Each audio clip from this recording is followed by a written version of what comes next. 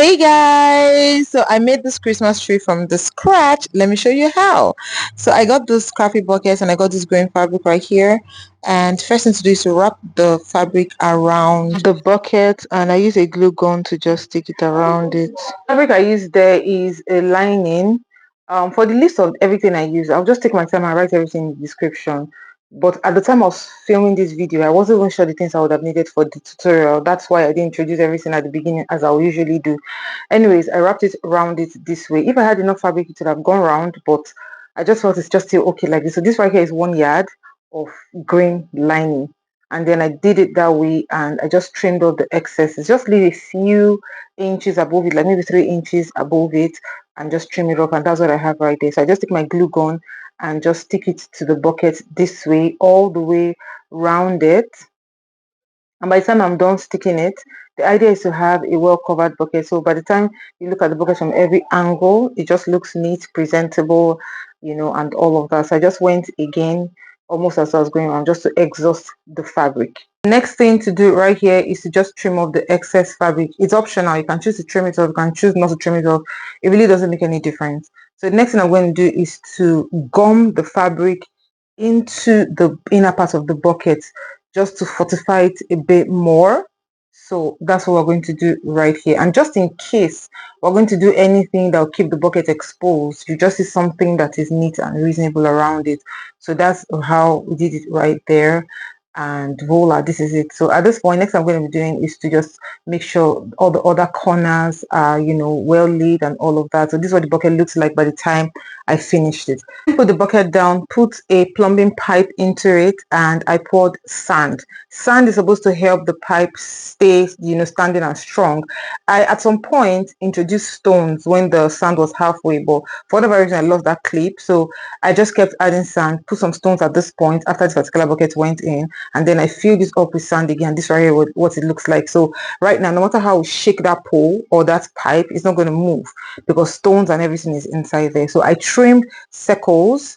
I was drawing the circles right here. After drawing the circle, I went ahead to trim it off. Now what I actually used to create the base of the circle was actually a round object. I didn't do it freehand. I was just sketching through the sketches I made through the round object. So I also created a hole in the middle of the carton. I'll show you why later on. But right now I'm going to be sticking both cartons together. You can use only one carton. The carton is strong, but I decided to use two because I wanted it really strong, and what I'm going to put on top is quite heavy or needs a great amount of support. So I decided to double it. So I'll take the green fabric and cover it up and still use the gum to make sure the fabric stays put on the carton. So I did that, and then I trimmed the excess fabric because what I used here was actually more than enough. So I just decided to trim that out to make it easy for me to stick it around. Next thing I did was to turn the carton and gum it down. So I'm going to go ahead to notch it all the way around, just cut it all the way around so that it will be easy to fold in. If you don't notch it like that, when you fold it in, it will be very, very rough. So I went ahead to start gumming it. You can see I've already created the hole, and I've already also created the hole in the fabric as well. We'll do it all the way around to the finished line, and then we'll go ahead and do the middle. Now I've finished it. Next thing to do is to actually put some gum at the edges of the middle right there, and then I just pick it and just gum it, as you can see. So just do it that way. Apply some more gum to just make sure it is strong, and this is what it looks like by the time we finish. The gum was really, really hot. It burnt me at some point, so be careful.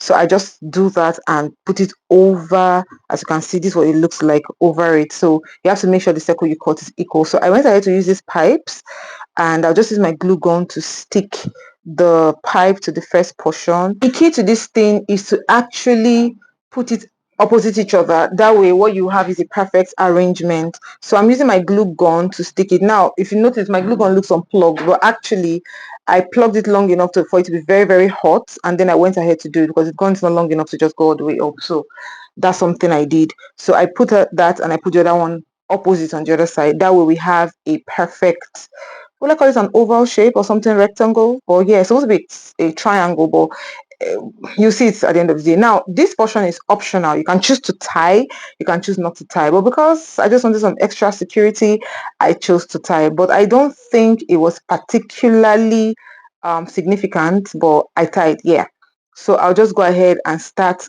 using the gum to fortify it again, just because I wanted to be double sure. So I went ahead to just keep doing that. So I picked this gallant right here, and this gallant is what I'm going to be using to actually, go round the tree. So I'll just tie it right there to make sure it has stayed well. Use a gum, give it some extra security, and then I'll start taking the gallant all the way around it. I don't even know what exactly to call it. I'm just calling it a fancy gallant or whatever.